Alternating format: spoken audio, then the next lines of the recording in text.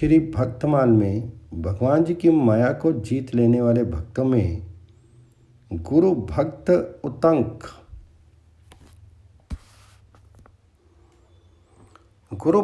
उतंक आचार्य वेद के शिष्य थे।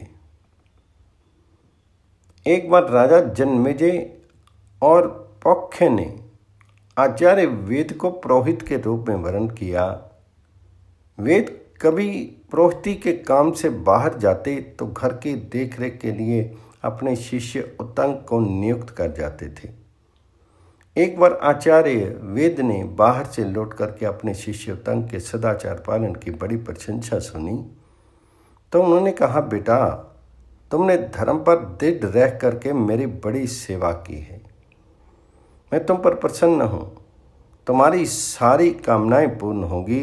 तुम्हारी शिक्षा पूरी हुई। तुम अब जाओ। उतंक ने प्रार्थना की, आचार्य, मैं आपको कौन सी प्रिय वस्तु भेंट में दूं? तो आचार्य ने पहले तो अस्वीकार किया, पीछे कहा कि अपनी गुरु माता से पूछ लो।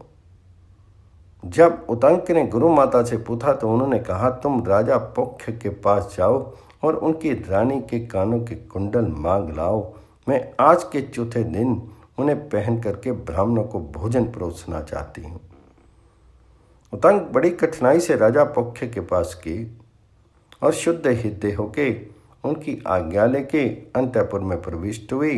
रानी ने उतंक को सत्पात्र समझ करके अपने कुंडल दे दिए।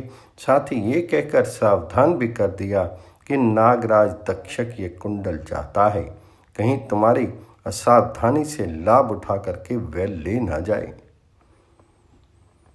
मार्ग में चलते समय उतंक ने देखा कि उसके पीछे पीछे एक नग्न शपनक चल रहा है।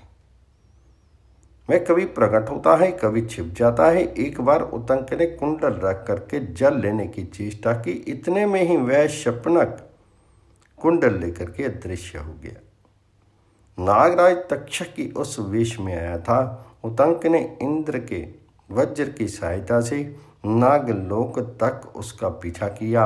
अंत में भयभीत होकर के तक्षक ने उसे कुंडल दे दिए।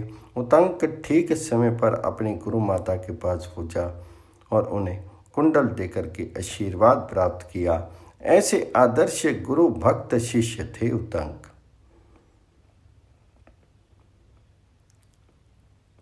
आगे के प्रसंग में एक अन्य मुनि उतंक के विषय में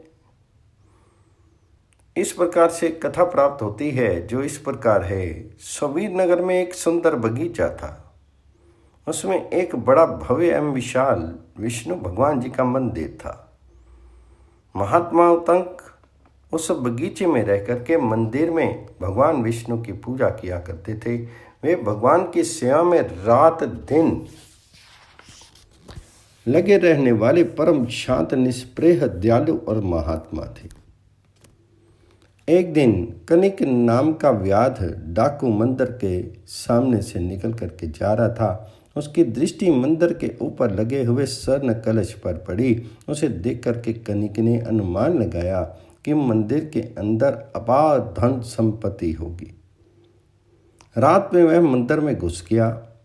महात्मा उतंक उस समय भगवान जी के ध्यान में निमग्न होकर के उनका भजन कर रहे थे। डाकू ने देखा कि जागते हुए व्यक्ति के सामने से धन ले जाना बड़ा मुश्किल है, अतः उसने एक हाथ से उनकी चोटी पकड़ी और दूसरे हाथ में तलवार लेकर के उनका मस्तक काटने को तैयार हो गया। तब बड़े मीठे शब्दों में उतंक ने डाकू से कहा, भद्र, मैंने तुम्हारा क्या अपराध किया है जो तुम मुझको मारने को उद्यत हो? मुनि उतंक की अमृतमयी वाणी का प्रभाव डाकू पर ऐसा पड़ा कि उसका हृदय बिल्कुल पलट गया। पहले किए पापों का पश्चाताप करके वह क्षमा मांगते हुए रोने लगा। जब वह इस पश्चाताप की जलन को नहीं सह सका तो उसने अपने प्राणों को त्याग दिया। तब मुनि ने भगवान जी का चरणामृत उनके मृत शरीर पर डाला। उस दिव्य भगवत चरणामृत के स्पर्श से डाकू का उद्धार हो गया। मुनि पुनः भगवान जी की भक्ति में तल्लीन रहने लगे। समय आने पर वे भी दिव्य रूप धारण करके भगवत धाम में चलेगी।